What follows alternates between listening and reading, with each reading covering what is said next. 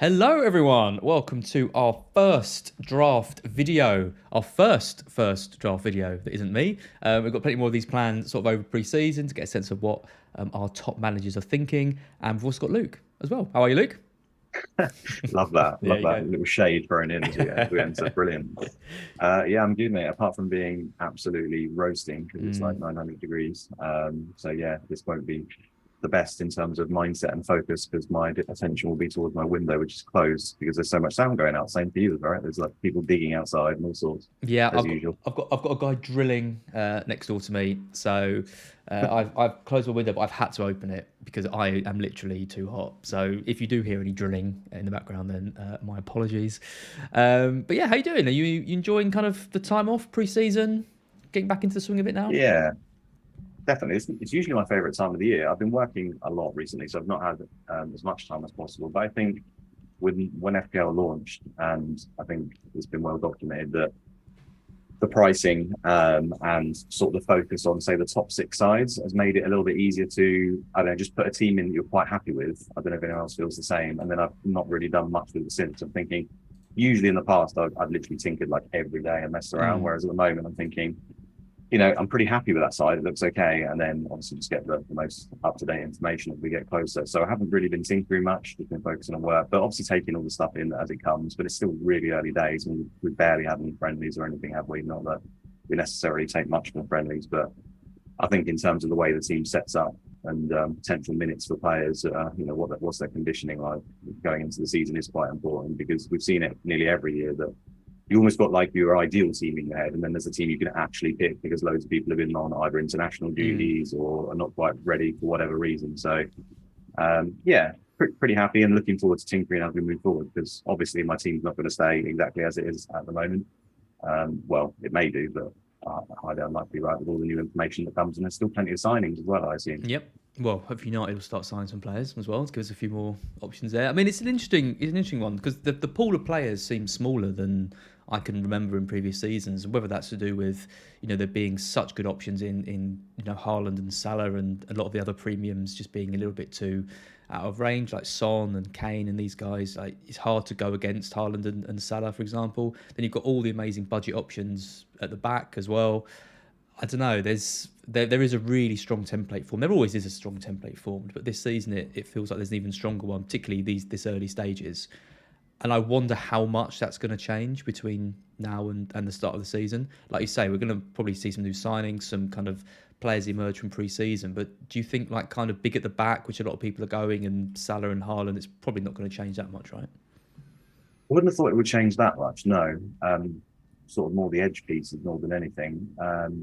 The template's there because you don't need any content or anything like that. If you've played FPL for just a little while, you can just log in, and I can guarantee if anyone made their aside from the auto pick team just to get a low ID, they probably went straight back into it and changed their team. Maybe even not looking at fixtures, and just put a team together that they liked. And I imagine it probably doesn't look too similar to what the template would, just because the prices of, like I say, some of these top six sides are just they just seem quite fair or not fair.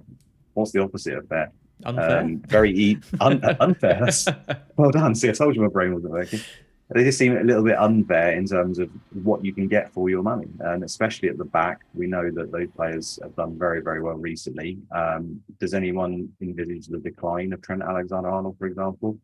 If anything, given his age profile, you think it would go the other way, right? So it it's very strong looking, and it doesn't look like much can change it. But there's a reason. I don't think you have to be angry or try to go away from it just to be different. These players are probably, at least on paper, the best players. Now, obviously, once the season starts and we get to see all the moving pieces, things can change. But it doesn't stop the fact that before a ball is kicked, the template looks very strong, and it's the same template most of us would have probably come to of our own accord anyway. So forget all this effective ownership, whoever, what everyone else is doing, trying to beat everyone else. You're just trying to pick the best team you can possibly pick, and I bet they will look quite similar because there's some very clear options. You mentioned some of them: Salah, Haaland, Trent. I mean, they just right now with the information we have, they just look exceptional. So Mm. they're going to be in most teams. Unfortunately, that's just the way it is. Yep. Interesting season coming for you, because last season we saw this kind of bit of a transition on the Luke kind of style of managing. We saw you historically, you've been known as this kind of maverick manager. He'll stick a player in, he'll captain a. I mean, not let's not. I don't want to undersell you. You don't captain like random players, but you've always been someone not afraid to go against the herds. Always someone who's known in the community as being someone a bit wild, should we say? Yeah. I love that. But you've got a new podcast coming next year, which is looking at kind of much more stats focus. You've been getting into models, and you've been looking at stats as well. Do you want to just talk a bit about that? Those days are well behind me, mate. Yeah, it's just that in recent years, I mean, I have a focus on other games as well, right? And with FPL, it's quite tricky because in those other games, you actually have a chance of winning them or doing very well. And in FPL, of course, you do have a chance of winning it. It's just incredibly slim. As the prizes have been slightly less as well, my focus has always been, okay, I'll have a bit more fun in FPL, essentially. And by fun, like you said, I don't think it being crazy. It's more just, if I wasn't happy with my team, I'm happy to take the hits. Probably wasn't optimal to do it, and I take a lot more hits than I would advise anyone else to do. With the captains, I don't think I've ever done anything too crazy with that, to be honest. I will, if you look back at my last season, I've captained Salah probably more times than most people. It's just when someone like Cancelo or Trent has a good game, I'm more open than most to give it a go. And to be honest, I've had quite a lot of success with that, and with James and Chilwell. And I think that's the thing that's differentiated me a little bit from people, is I'm happy to put the captain on a player like Cancelo home to Watford or something like that. And I don't think it's the worst idea, and I think the models will suggest that as well. So I won't be changing that necessarily this season. If I think Cancelo is going to do better than Salah on that particular week, and they're both close, then I'm happy to do so. But it's more just about trying to play in a way that limits hits really, and focuses on the one transfer a week or saving a transfer, and just trying to play to get a high rank essentially. And it's kind of boring, but that's the way that FPL has gone for many, many years, right? Where people just play kind of a template or obvious way. You interview any of the top managers and they tell you it's all about patience, slow play, not taking hits. We know all these rules, right? It's just very hard. But you love hits, Luke. You love them. I know. I'm not looking forward to that part, trying to limit that part of my game, I'll be honest with you. But yeah, it's generally the way to play. I mean, there'll be people in here who watching this have seen it, who have taken hits and it has been successful. The same for me. Quite often I'll take it and it will actually be successful. But it doesn't mean that because it works that week that it is the optimal play, right? I think over the course of many, many game weeks, it's probably not the play. So just trying to limit it really. And I'm looking forward to trying this, say, new style, the style that I should have really been applying all these years. Well, it's Inspected Goals. That's the name of the podcast. You're recording your first episode on Thursday at 8 p.m. So anyone interested in that, check that out at Inspected Goals on Twitter. And also follow Luke at ffscout_Luke as well. And without further ado, let's get into your Game Week 1 first draft. So, here we go. This is your first draft. 5 at the back. Ramsdale in goal. Cancelo, Trent, James. Cucurella, interesting. Perisic. Martinelli, Salah, Luis Diaz, Jesus, and Haaland. So, I think we're going to be seeing a lot of these drafts with 5 at the back. That seems to be where the kind of value is this season. Although a few people were a bit worried about, 5 at the back kind of, it's not the most flexible formation, is it? If a strong midfielder does emerge or another forward does come out, it can be hard to move that money kind of out the back because they're a little bit less and things like that. How are you feeling about 5 at the back? Are you tempted by 4? I mean, we've got Neco Williams now at 4 million, a kind of budget option, and some good 4.5s, right? Yeah, it'll almost certainly be 5 or 4. I can't really see that changing. I think the main argument for having 4 is really to have that first bench option, which is cheap and is going to play. Like we said, there's some cheaper 4 millions and even 4.5s from, say, Arsenal or Brighton that you could put, even if they're not in your starting lineup, as your first bench. And then given, I mean, if people can see that team there on the screen, there's lots of players there that may not play each week, right? That's the main risk with this draft. I think it looks really good. Obviously, Cucurella's there if he goes to Man City. I wouldn't have him at Brighton, I don't think, despite their fixtures being very good. I'd probably look at Dunk instead. But when you've got players from Liverpool, Man City, Arsenal, Chelsea, some of the best squads in the league, you've always got to expect that one of your players might not turn up every week. I know it's different in terms of we've got 5 subs, so you've got more chance of their appearing, but it still doesn't mean that their minutes can't be limited as a result and getting 11-minute cameo from the player or whatever, which isn't ideal when it's a one-pointer. So the biggest issue I've got with this draft really is that if any given week any of my players don't play, which is very possible, the bench is obviously rope thin. It is very, very ropey. Just Pereira really has just moved to Fulham. Exactly. So if I was to change to a 4 at the back and have my first player, Dunk or whoever from Ben White or whoever from Arsenal, then instantly I've got a little bit of security there. So yeah, it may change to 4 at the back. The only other person from my defence really that I'm strongly considering, two really, Robertson, obviously everyone's considering him, I think, and then Chilwell as well, who's not there. I could easily change one of those guys into Chilwell. Obviously, if Cucurella doesn't move to Man City, then there's another thing for me to look at as well. So apart from that, I can't really see me not going without Cancelo, Trent, James. I think those 3 are pretty nailed. Maybe if I drop the keeper to a 4.5, I can put Perisic to Chilwell. That's on my mind. So yeah, fairly set on the 4 or the 5 of them. Yeah, I mean, a few things to kind of unpick there. I mean, firstly, like with the bench, I mean, how are you seeing this kind of new 5-sub rule coming in? Because in some ways, it almost means that the bench maybe is less important because you'd expect players who don't start to probably come on, like first team players. I think with wing backs as well, it's such a kind of demanding position. We're going to see, Conte rotating. More teams are playing with wing backs now, maybe giving more rest to those kind of fullbacks. Someone like Robertson, are we going to see Simicast playing a little bit more now that he can come on and we know he's good and can kind of give him a breather? So do you think that kind of means that we can go with a lighter bench, or do you still think having, I mean, you've got Pereira. I mean, he's your best bench option and no one else.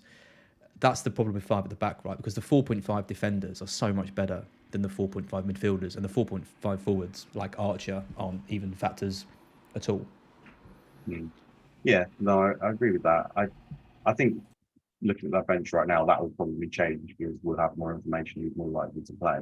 But I do think that a 4.5 midfielder can be as good as a 4.5 defender. It just depends, whether they get into the first 11 and start playing regularly. Like it's happened nearly every season that a cheap midfielder will become, pretty decent, at least as a first bench option, if nothing else. So I'm not too worried about that. I just think you've already touched on it there, that hopefully the players are going to just come on and make the bench not as necessary, especially early on. Build some value. Maybe you can make the bench a little bit. I think most of us are going to be wild carding fairly early, given the fact that we're the way it's just set up now to have this wild card at the World Cup.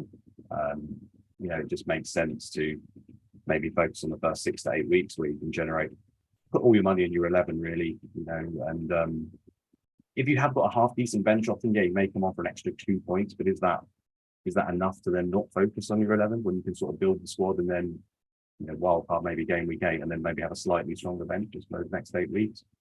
That's kind of the argument I've got for it. I do take on board that it's more likely the players like Perisic may be subbed off in a hard system like that, and therefore you might be getting 1-pointers. Yes, but you also could potentially be hitting massive balls with them as well. So I think it's just about mindset. Can you tolerate those occasional 1-pointers if he's going to get a 15-pointer the week afterwards or whatever? So he's one that I am slightly ropey on, but I don't think it's a massive issue, to be honest with you. I can't see the likes of Cancelo and Trent being taken very often. They're just too good. Their engines are too good. James has obviously been managed in the past with injury. If he's not injured, is there any reason to be taking him off? Not really sure about that one either, because they don't even seem to have much of a right wing back or right back at Chelsea at the moment, especially if Azpilicueta goes. So yeah, it's more just Perisic in that lineup that I'd be worried about more than anyone else. But I think the upside's there where I'm prepared to at least risk it unless any more information comes in that Conte's not happy to chance him for huge amounts of time. But he's a fit guy. He played a lot last season actually, I think, and yes, it's a different league, but I think he's a step up from the players they've got quite significantly. I think it's the 5-sub thing. I think people are making a big deal of. I mean, just because managers have the option to use 5 subs doesn't mean they're always going to. I mean, changing half your team in a match is a pretty big thing to do, right? If you're winning a game 1-0 or 2-0, you're not going to make 5 subs and take off all the players that have been doing so well for you in that game. You might see more changes for teams that are struggling in a game, and players not performing well. But realistically, I think it's not really going to be as big an issue as what some people are thinking. I mean, we've seen it before. We saw it a few seasons ago, didn't we? When coronavirus first hit, and I don't remember completely changing my strategy on players I was bringing in just because there was more subs to use. So I think, Absolutely. I think Perisic is risky because of his age, because of the demands of the system and all this kind of thing. I don't necessarily think that 5 subs makes a huge amount of difference. I think he would have been a risk even if there was 3. Yeah, 100%. You're right. You don't need to use a sub for the sake of it. The managers will use a sub if they think there's a tactical reason to use the sub or the person is exhausted. And yeah, in the first couple of weeks, while everyone's getting up to full fitness, maybe. But I think once you get sort of 3 weeks in, 4 weeks in, all the team's fitness levels start to converge to the level that they should be. And we haven't really got as much in the way of other competitions at that point as well. So I don't think they use them just for the sake of I've got 5 subs, let's use them. What are you managing? You want your best players on the team to give you a chance, the team the best chance of winning the game. So I agree with that. It might become more of a factor later on when you've got some of the other competitions and tired squads and stuff like that. And fair enough. Right at the beginning maybe, but just after 2 or 3 weeks, I think it will start to settle and you won't see too many. And people like Pep often don't use a single sub in the game. He's happy with what he's seeing. So just because there's 5 now doesn't mean he has to use them. Yep. I mean, your team is very template, I think, in terms of there's a lot of players here I'm seeing a lot. Cancelo, Trent, James, Perisic has quite a few. Marcelli's popular because he's cheap. Salah, Jesus, Haaland, all these kind of guys. I mean, your kind of most interesting players, I think, are Cucurella, who's, I would say, whether he stays at Brighton, he's too expensive and so not really an option, or whether he moves to City, how's that going to work with Cancelo and Walker there? Is he really an option there? I mean, you obviously got him in the hope that he moves to City. You're the City kind of lineup guru these days. You think he plays enough minutes to not have to worry about it if he does move? I think so. Again, no one knows at this point, right? We'll have to see. There could be the indication that he's bedding in and he won't start. And at that point, obviously, he won't be an option for them to take him straight out. But right now, this is almost the draft of if everything I hope happens is going to happen, this is what the draft would look like. So I just think as a left-footed left back, and from supporting Brighton, he is an extremely good player. He can go outside, he can go inside, he can even cover at centre back. Just an all-round. He seems like the perfect Pep player, to be honest with you. Can adapt to all the different systems. The fact that he's left-footed, I think, really aids them because they've had Cancelo at left back with his right foot. And although he has been exceptional there, it obviously changed the shape of the play quite a lot, especially when you consider who's going to be his left-sided forward.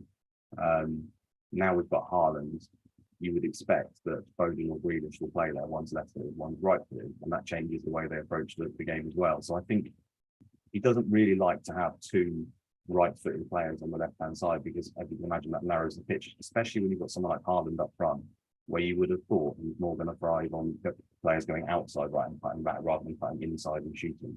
It's more feeding Haaland than it is, enabling the inside forwards like, say, Firmino does for Liverpool. So I think Cucurella being left-footed is a massive benefit. And if he comes in, it's not like, everyone takes time to adapt, especially to Pep's system. But we're talking about a player came from another country, slipped into Brighton, and looked like he played there his whole life straight away to a different country, system, everything, So I think if there's any player who could adapt pretty quickly to Pep's system, it's probably him. It's going to be really interesting to see what happens with that because I think of all the players we have in our side at the moment, losing Basuma was a pretty big one, but we'd kind of braced ourselves for that because he had a year left on his contract and had been attracting interest from clubs for ages. But Cucurella is such an important player for us. Like he's arguably our most important player at the moment, and we've offered him a new contract. Bloom's come out and said that he hasn't received a bid for him yet. They're going to need to offer like 45, 50 million, I think, to price him. He's got 4 years left on his contract. He's our best player. We don't sell players. I mean, look at Ben White going for 50 million to Arsenal. So if City want him, they're going to have to come in hard for him. And it's interesting they haven't really done that yet. Like the rumours have been swirling for basically since the season ended, but we haven't seen that bid come in yet. So yeah, I really don't want him to go. I really, really, really don't want him to leave.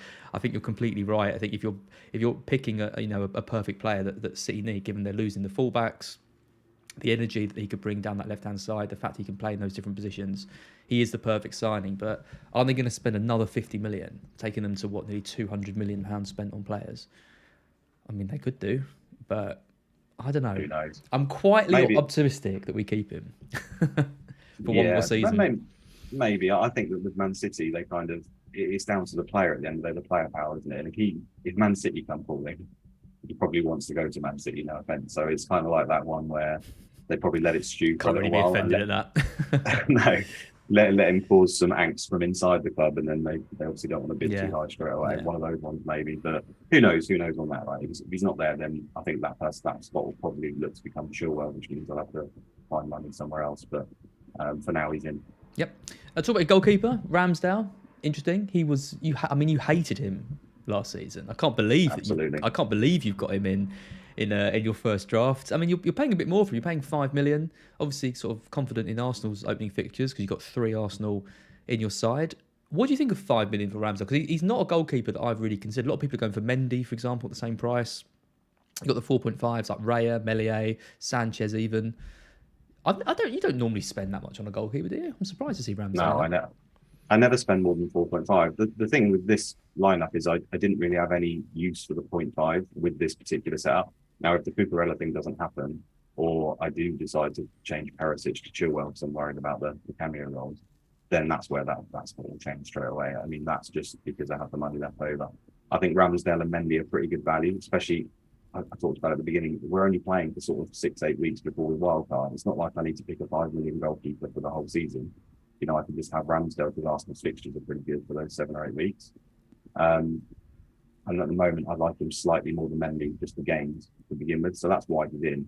But I'm not precious about that at all. That'll be straight down to Raya or Sanchez the second I need to find some money. It's literally just in there because I have nowhere else to spend it. I could change one of my bench options, put an extra 0.5 on them as well. But yeah, it looked good to have 3 Arsenal, 3 City if Cucurella goes there, and 3 Liverpool. So that's why he's in my team at the moment. Yeah, interesting, because I mean that is another thing I was going to say, that is probably going hard on those 3 kind of teams, and I'm guessing they're the teams right at the top of the ticker for the fixtures. I mean, you've got Perisic there, no Son or Kane. It's hard. I mean, Kulusevski as well. I mean, let's talk about Diaz, for example. I mean, I did a video yesterday looking at the 8 million midfield options. So Diaz, Mount, Kulusevski. I came to the same conclusion as you in the end. Spoilers if you haven't seen that video.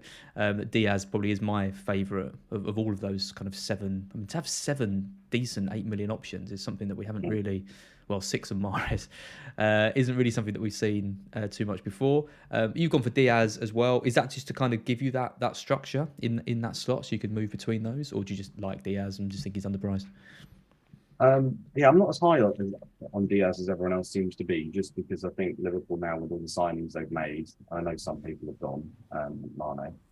I do think there'll be more rotation with Liverpool's front line than we've seen in previous years because they've just got more good options. You know, previously they've got, you know, on his last leg Shaqiri and people like that, and now they've actually got genuine options. It's more that Liverpool's fixtures are great. They're one of the best attacking sides, and of all the options, I think he's good enough where he can cope even if he is coming off, you know, 70 minutes versus Fulham with Diaz versus 90 minutes of one of the other options. I don't think there's much in it. That could easily be Foden. Again, this depends a lot on the Cucurella. I do actually like Foden a lot as well, to begin with. The pictures are just so good. You know, I know people weren't, I think you was one of the people weren't overly keen on Foden. But again, we're doing it for 8 weeks. Man City's lineup looks great, and now we've got Haaland up top. Where do you think he plays, Foden?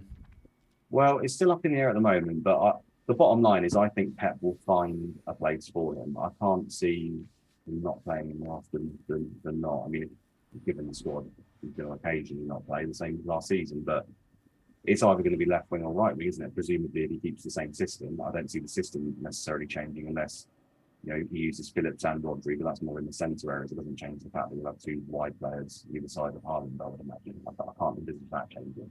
So it's going to be on the left or the right. So it's really, is it in place of Mahrez or is it in place of, say, Grealish?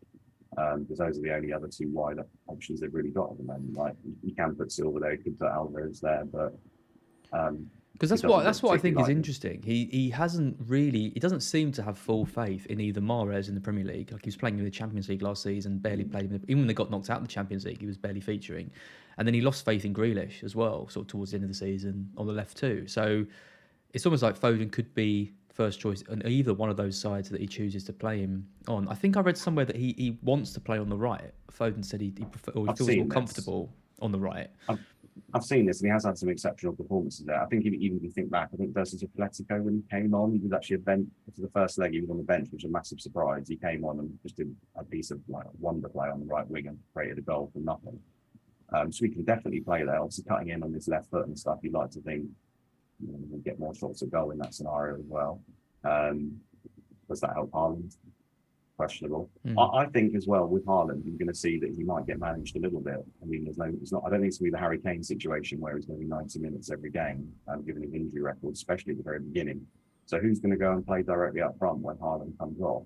I don't think Alvarez is going to be directly ready yet. You'd think there'd be an adaptation period there. So who's he used as false nine quite often? Well, it's Foden. So I imagine Foden might start games on the wing and might end them as the false nine, and he can start across all three positions. So what Pep's like, horses for courses, depends on the fixture. Does he want Foden on the left this game? Does he want him on the right? It's going to switch around. All I know is Foden's going to get significant minutes, I would have thought, especially in the first 8 minutes. You are so going to start with Foden. You love Foden. Well, if I've got Cucurella, I've got no room for him. It's Cancelo and Haaland are pretty much a lot. True. So yeah, good point. Yeah, so that's the issue I've got. But I could switch that around, have Foden, and maybe look at Robertson. But then suddenly I've got to find money from somewhere. So it's tough. Yeah. Other problem I want to mention is Martinelli. We talked a little bit about kind of rotation and risks and things like that. Martinelli's. He's 14% owned overall, but he's the kind of it's Bruno Guimaraes who's the more popular kind of general player. My boy, I think it's like 30% ownership or 35% ownership, something like that. Obviously, he's got the minutes he's going to play. We're not sure where he's going to play. Depends on kind of a few more signings that Newcastle are going to make. Hopefully, he plays at the kind of tip of that 3, but he might end up in a more deeper role because he's versatile like that. Martinelli's the more kind of attacking option generally. Worried about his minutes though. I mean, Smith Rowe there again, the 5 sub rule. I don't really know what that means for him. He could be on penalties. He seems to me a very high risk, high reward player, which is kind of all right at 6 million, right? Exactly that. I think it's one of those ones, damned if you do, damned if you don't. It feels like if you don't go with Martinelli and you look at those fixtures, given his price, how attacking he can be, his underlying numbers in past seasons, they weren't as good last season, but have been very, very high. And I think he's still potentially on penalties the way it's set up. I mean, Saka took 1, but then Martinelli took the most recent one, and Martinelli took 1 before that, I think, as well. Suddenly you think, well, I'm crazy not for playing this player with those fixtures in that advanced position on penalties at that price, right? Suddenly it looks too good to be true, but that's because of the minute situation. I do think him and Smith Rowe will rotate. I don't think he's going to play every game, but I think what we've seen with Arteta is whoever's actually playing well, he's kind of often kept them in. And then he's happy to just bring, we saw with Smith Rowe, bring him off the bench for the last 20, and if they score, he's fine with that. He doesn't really matter necessarily that they're not getting as many minutes when you compare it to other players. So Martinelli at that price, and we look at the others, you mentioned Bruno Guimaraes there. Would I rather have Martinelli for 20, 30 minutes if that's the situation than Bruno? I still think I'd probably Martinelli given those games. But again, it's only for like 7-8 weeks. So he could easily change, and I am worried about that spot.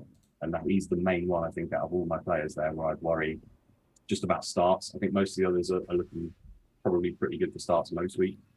But Martinelli, yeah, it's very much up in the air. There's obviously some options below that. Neto is highly talked about. He was my next comment. This is the only draft I've seen that doesn't have Neto in. Yeah, I like Neto. I know you do. Yeah, yeah, I think he's a great player. And I'm not averse to sticking him in. So that might be where I generate the money from if I need to. The fixtures are good for Neto, cheap price, potentially playing up front. People can laugh at it in terms of Wolves have not been good and there's other options there, but 5.5 million, you probably only need one return every sort of 3 to 4 weeks, and it's what it enables elsewhere. So as long as we can manage that, we're great. And it's more about his potential, I think. With the injury, it's hard to say whether we'll be able to get back to the same and continue. But the signs were certainly there before the injury that he was going to go on to be a really, really good player. So it's more in faith that that starts to happen again. 1.5 million doesn't really matter, does it? His underlying numbers are fantastic from last season. When Wolves were struggling and he just got back from injury. I mean, he didn't really hit huge heights, but his underlying numbers were right up there. I think 0.67 expected goal involvement per night or something crazy like that, which puts him like, if you've got an 8 or 9 million midfielder hitting those numbers, you'd be happy and probably expecting about 180 points.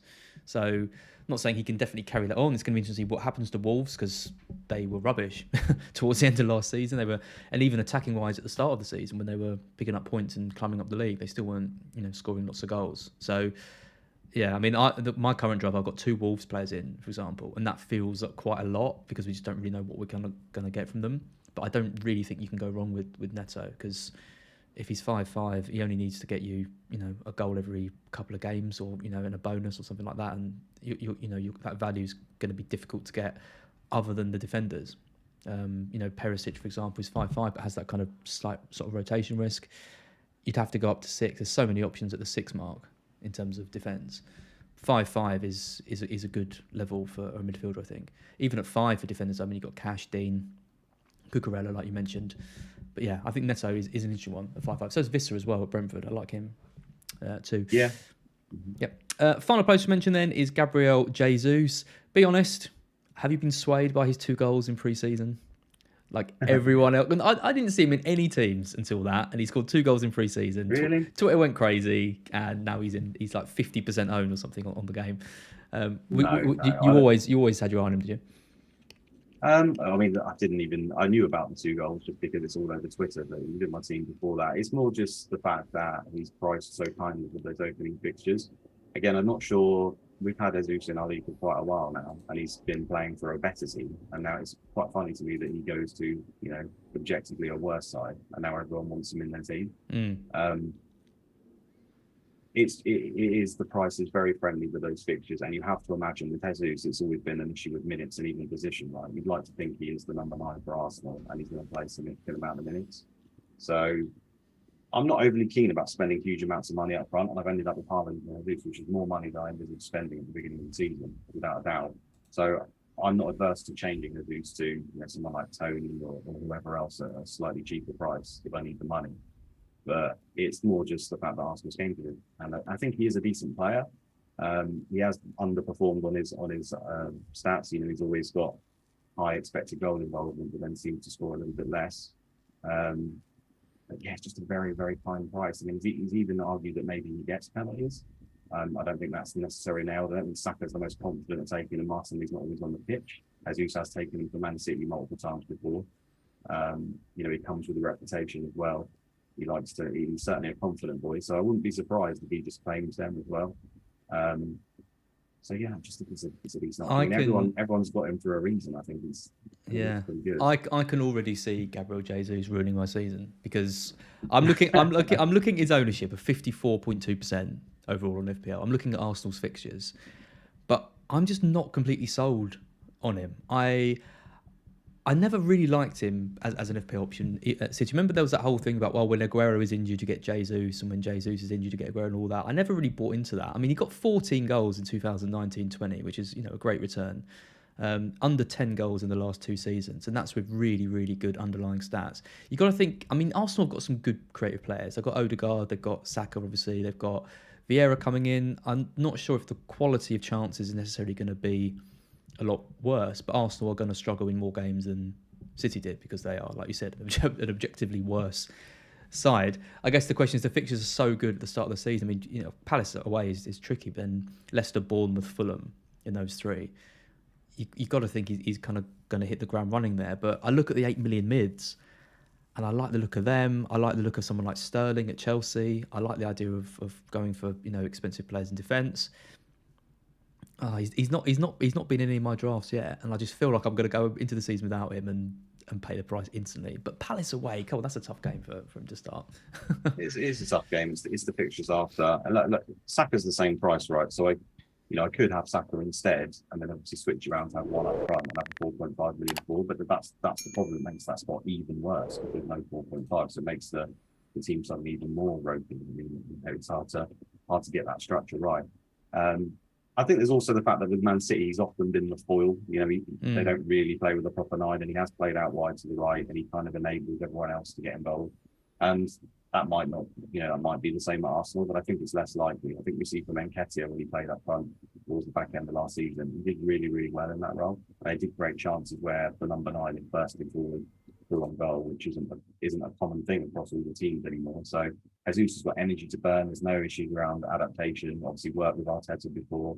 So it all makes sense, but it's all on Jesus to actually show us that he can actually do it. And yeah, it could be a flop. It might not be. It might be really good, but I think it's worth starting with him given the fixtures. And yeah, I don't really see too many alternatives. It's like if I wanted to bring the money down and go for Tony, I kind of like that. I think the pictures are good. Obviously, he's done well last season-ish, but Eriksen's left, and you think, okay, only really came to the fore when Eriksen was playing. Well, I don't think Eriksen's left. Is Eriksen actually 100% left yet? I think he might have, but it certainly seems like he's moving. Well, he was all set. It looked like he was just joining United, right? But that's looked like it's died down a little bit, and now he's considering a contract from Brentford. So okay, well, that could change things again yeah. potentially. It's just because not that necessarily Eriksen leaving means Tony's just going to be bad, but if Tony is going to play that more with more role than we saw previously, then that would worry me with him.